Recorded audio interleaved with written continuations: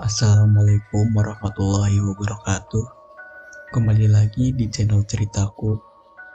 Untuk kisah kali ini, saya akan coba melanjutkan menceritakan sebuah kisah horor yang berjudul Misteri Toilet Sekolah. Dan sebelum kita lanjut ke ceritanya, tekan dulu tombol like video ini, dan jangan lupa tekan juga tombol subscribe channel ini, dan nyalakan juga lonceng notifikasinya agar tidak ketinggalan cerita-cerita lainnya dari channel ini. Dan buat teman-teman yang pengen membaca langsung ceritanya, nanti silahkan saja kunjungi linknya yang nanti akan saya sertakan di kolom deskripsi. Dan seperti apa untuk lanjutan dari kisah ini? Langsung saja kita masuk ke ceritanya. Pak Yusuf keluar dari ruang UKS dan menghampiri mereka. "Talisa, Dea, kalian berdua kembali saja ke dalam kelas," ucap Pak Yusuf. Talisa dan Dea pun menuruti apa yang Pak Yusuf bilang. "Kami permisi dulu." "Assalamualaikum," ucap Talisa dan segera pergi dari sana. "Waalaikumsalam," jawab Pak Ustadz dan Pak Yusuf secara bersamaan. "Sa, pasti kita bakalan dihukum deh," ucap Dea dengan resah. "Pastilah," ucap Talisa yang memang merasa bahwa nanti hukumannya akan ditambah. Benar saja. Belum sempat Talisa dan Dea mengucapkan salam, mereka berdua sudah disemprot oleh Bu Dewi. "Dari mana saja kalian?" bentak Bu Dewi yang memang sudah berdiri di samping pintu sejak tadi. "Maaf Bu, tadi kita dari ruang UKS," jawab Talisa sambil menundukkan kepalanya. "Sudah, saya nggak mau dengar alasan apapun dari kalian. Sekarang kalian berdiri di depan dan angkat salah satu kaki kalian. Cepat!" perintah Bu Dewi dengan amarah yang sudah benar-benar meledak. Mau tak mau, Talisa dan Dea berdiri di depan dan mengangkat salah satu kaki mereka. "Ingat, berdiri di situ hingga pelajaran saya berakhir," titah Bu Dewi. Talisa dan Dea menghela nafasnya pendek. Talisa dan Dea tak menjawab apa yang Bu Dewi katakan. Mereka hanya melakukan apa yang Bu Dewi suruh. Dan mereka benar-benar melakukan hal itu hingga jam pelajaran Bu Dewi berakhir, yaitu jam istirahat. Mereka berdua berdiri selama 3 jam pelajaran atau setara dengan 2 jam. Saya akhiri, wassalamualaikum warahmatullahi wabarakatuh, ucap Bu Dewi saat sudah terdengar bel istirahat berbunyi. Talisa dan Dea bernafas lega saat Bu Dewi sudah keluar dari kelas mereka. Mengikuti yang lainnya, Talisa dan Dea keluar dari ruang kelas menuju kantin. Mereka berjalan dengan sempoyongan karena merasa sangat pegal pada kedua kakinya. "Aduh, kaki aku sakit banget," keluh Dea dengan memijit pergelangan kakinya yang terasa pegal. Saat mereka sudah duduk di salah satu kursi kantin. "Kamu pikir kamu doang," sahut Talisa yang juga melakukan hal yang sama dengan apa yang dia lakukan.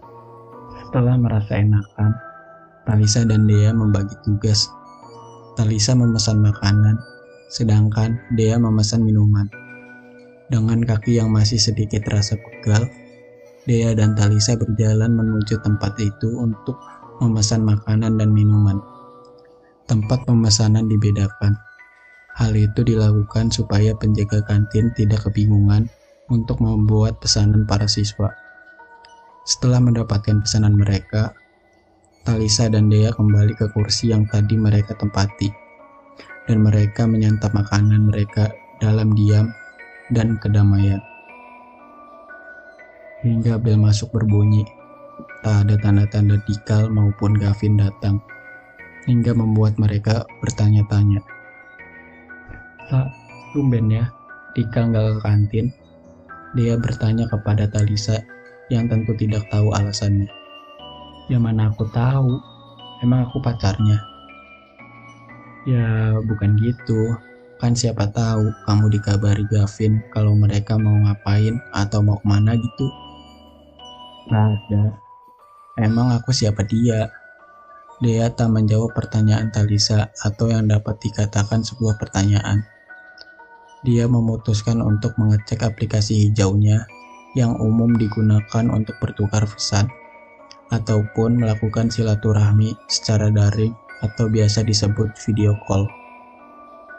Tak ada satupun pesan dari Tikal tentang mengapa ia tak pergi ke kantin saat istirahat. Wajahnya berubah sendu kala itu juga. Gak usah gitu juga kali mukanya. Tikal itu masih di sekolah. Siapa tahu kan dia ada ulangan mendadak. Bukannya bermaksud menenangkan Dea, tapi Talisa hanya mengungkapkan kemungkinan yang terjadi. Iya juga sih, tapi kan seharusnya dia ngabarin aku gitu. Aduh, gak usah lebay Dede. Kalau ada ulangan mana boleh megang HP. Talisa sudah merasa muak dengan drama Dea. Talisa berjalan mendahului Dea. Tungguin. Dea mempercepat langkahnya untuk mensejajarkan langkahnya dengan Talisa. Hari ini berlalu meninggalkan sedikit petunjuk untuk Talisa. Malam ini langit sangat cerah, menampilkan bulan dan bintang yang bersinar begitu terang. Talisa memandang pernak-pernik di langit itu dengan begitu takjub. Ia berdiri di atas balkon, menikmati pertunjukan langit dengan ditemani angin yang berhembus begitu tenang dan menyejukkan. Sejenak, Talisa memejamkan matanya dan menghirup kuat udara malam ini. Sekelebat kejadian tadi siang melintas di benaknya. Ada dua kejadian yang tak menyenangkan bagi siswi yang mengalaminya. Talisa mengetahui bahwa sosok yang merasuki Clara adalah dia. Lalu, siapa sosok yang ingin melenyapkan siswi tadi? Talisa kembali berpikir, ada dua sosok yang menginginkan keadilan. Kepala Talisa terasa pening saat memikirkan hal-hal itu. Di saat ia pusing memikirkan hal-hal horor itu, pikirannya tiba-tiba tertuju kepada seseorang yang selama ini mengejarnya. Siapa lagi jika bukan Gavin?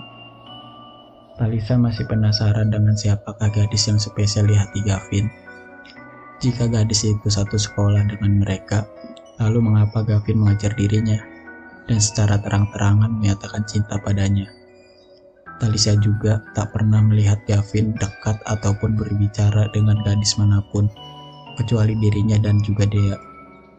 Gavin berbicara dengan Dea hanya ketika ada dirinya atau menanyakan dirinya. Selain itu, dia tak pernah melihat atau mendengar Gavin berbicara banyak dengan Dea. Di tengah kepeningan kepalanya, suara dering dari ponsel pintar Talisa membuat dirinya mengalihkan pikirannya dan mengambil ponsel pintar itu. Di layar ponselnya tertera nama Gavin, cowok yang sempat terlintas di pikirannya. Talisa menggeser tombol hijau yang tertera untuk menjawab panggilan telepon dari Gavin. Halo, assalamualaikum, sapa Talisa saat nada sambung berganti suara seseorang. Waalaikumsalam, suara Gavin terdengar begitu merdu di telinga Talisa. Hingga tanpa sadar, bibir Talisa tertarik ke atas, membuat sebuah senyuman.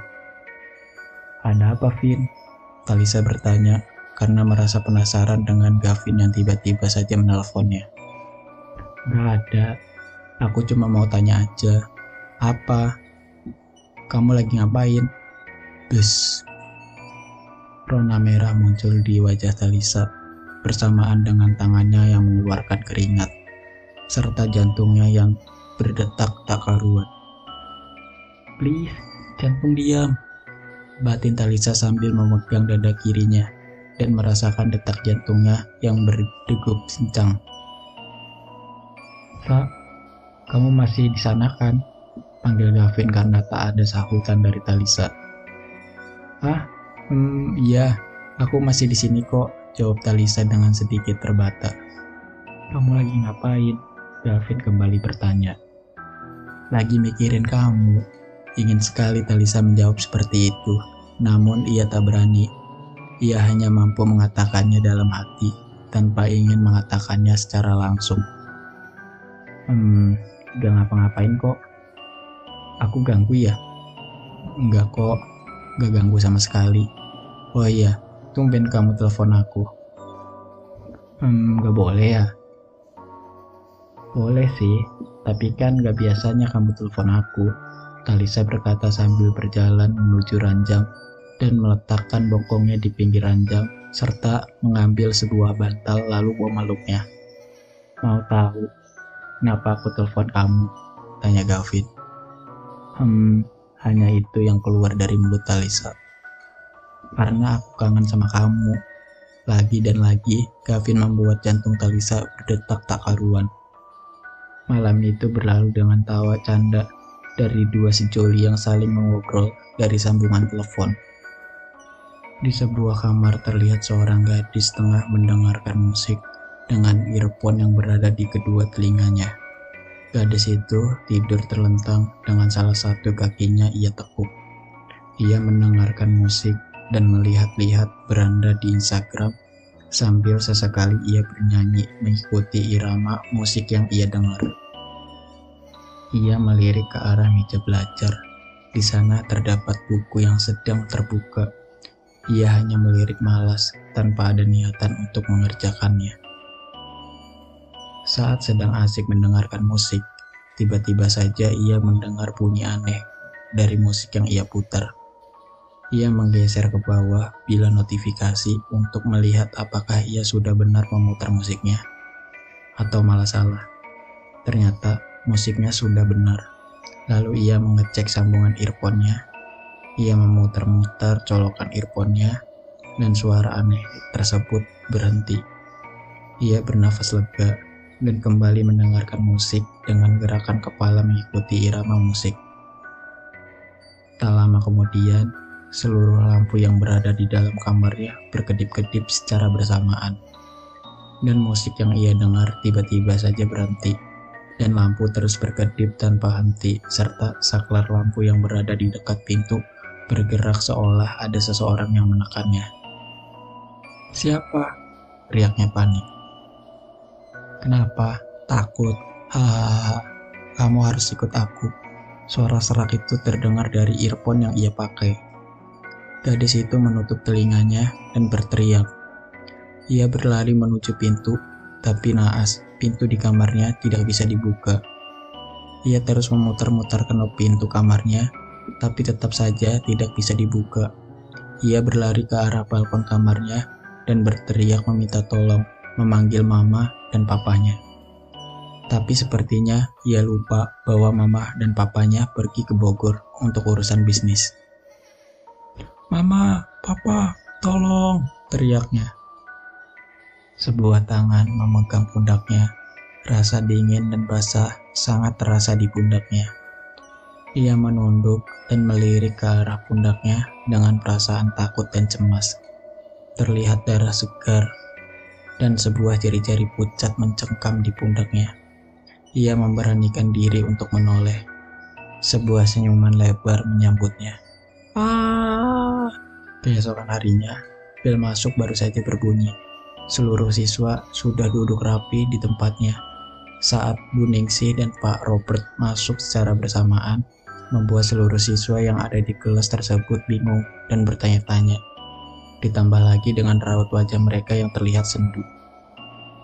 Bu Ningsih, wali kelas kami, terlihat mengusap air matanya yang jatuh. Dan hal itu semakin menumbuhkan tanda-tanda yang sangat besar di pikiran masing-masing siswa yang ada di kelas itu. Pak Robert sebagai kepala sekolah yang selalu terlihat berwibawa, kini tanpa lesu dan sedih. "Ada apa?" Baik anak-anak, saya awali Assalamualaikum warahmatullahi wabarakatuh, ucap Pak Robert dengan nada yang terdengar lesu dan sedih. "Waalaikumsalam warahmatullahi wabarakatuh," jawab seluruh siswa secara bersamaan. "Di sini saya akan mengatakan suatu hal. Saya turut berduka cita untuk kelas ini karena meninggalnya teman kalian yang bernama Anindya Sylvia Anastasia. Saya harap kalian bisa bersabar dan ikhlas melepaskan kepergian teman kalian," ucap Pak Robert mampu membuat kelas senyap seketika. Tak ada yang membuat suara sedikit pun, hingga perlahan kesunyian itu berubah menjadi suara isakan yang terdengar menyedihkan. Seluruh siswa yang berada di kelas itu seolah tak percaya akan berita ini. Sylvia, teman kami, baru kemarin dia duduk dan belajar bersama kami. Baru kemarin dia berjalan dan makan bersama kami. Baru kemarin dia berbicara dan bercanda bersama kami.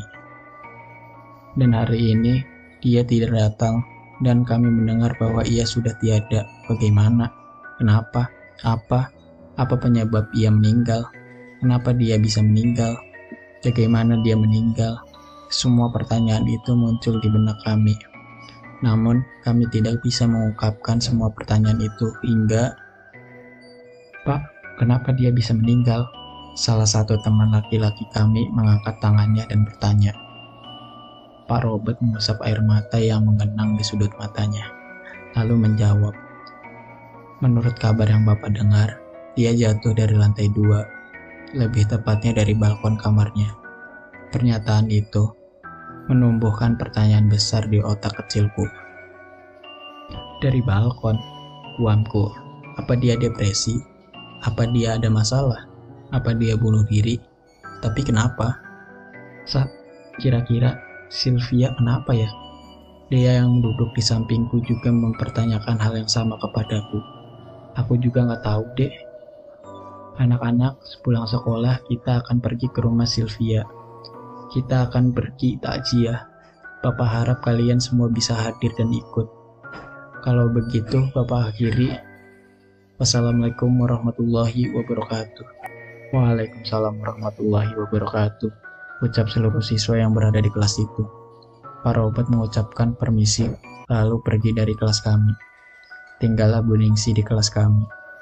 Ia tidak pergi karena sekarang adalah jam pelajarannya. Ia tak memberi materi membosankan seperti biasa. Hari ini ia hanya memberi tugas di buku pendamping dan membiarkan para siswa mengerjakannya dengan tenang. Bel pulang sekolah sudah berbunyi. Sesuai dengan apa yang Pak Robert katakan tadi, teman sekelas Talisa pergi ke rumah Sylvia untuk menyampaikan bela sungkawa mereka. Di rumah Sylvia, di kediaman Sylvia masih terlihat bendera kuning, serta terlihat beberapa mobil dan motor terparkir di depan rumah Sylvia. Setelah memarkirkan motor mereka di dekat rumah Sylvia, mereka semua masuk ke dalam rumah Sylvia saat seorang wanita yang sepertinya adalah salah satu kerabat Sylvia mempersilahkan mereka masuk. Di ruang tamu yang hanya bergelar tikar, tampak seorang wanita yang menangis terseduh-seduh. Sepertinya dia adalah ibunya Sylvia. Lalu datang seorang laki-laki yang menghampiri kami dan mempersilahkan kami untuk duduk. Dia adalah ayah Sylvia. Aku bisa menebaknya karena dia sering menjemput Sylvia saat pulang sekolah, dan aku sangat mengenalinya. Di awal suasana sangatlah hening, hanya terdengar isak tangis dari ibu Sylvia. Tak lama isak tangis itu berangsur diam. Segelas teh untuk masing-masing orang disajikan beserta biskuit dan beberapa cemilan lainnya. Ayah Sylvia mempersilahkan kami untuk menikmati teh dan cemilannya. Di situ percakapan dimulai. Pak Robert bertanya mengenai kematian Sylvia. Bagaimana kejadiannya dan apa penyebabnya, ia tanyakan. Ternyata Sylvia meninggal karena jatuh dari atas balkon dan luka pecah di bagian kepala yang parah, serta lambatnya pertolongan membuat nyawa Sylvia tak tertolong. Lalu kenapa Sylvia bisa jatuh dari balkon? Berdasarkan rekaman CCTV yang mengarah ke balkon Sylvia, menunjukkan bahwa Sylvia sengaja lompat dari atas balkon. Saat Pak Robert bertanya, apakah Sylvia memiliki masalah? Ayah Sylvia menjawab tidak. Di situ aku berpikir, apakah ada seseorang yang sengaja bunuh diri tanpa ada masalah di hidupnya? Sungguh hal ini sangat mengherankan. Di tempat lain, seorang gadis terbaring di ranjang rumah sakit dengan selang infus yang melekat di punggung tangan kirinya. Bibirnya terlihat pucat dan terlihat bekas memar di lehernya. Gadis itu memandang lurus ke arah langit-langit kamar. Kejadian kemarin sangat jelas tergambar di benaknya. Kejadian yang membuatnya hampir kehilangan nyawa. Di tengah kegiatannya, tiba-tiba ponselnya berdering. Tangannya tergerak untuk mengambilnya. Di layar ponselnya tertera nama Reva. Ia menggeser tombol hijau untuk mengangkatnya.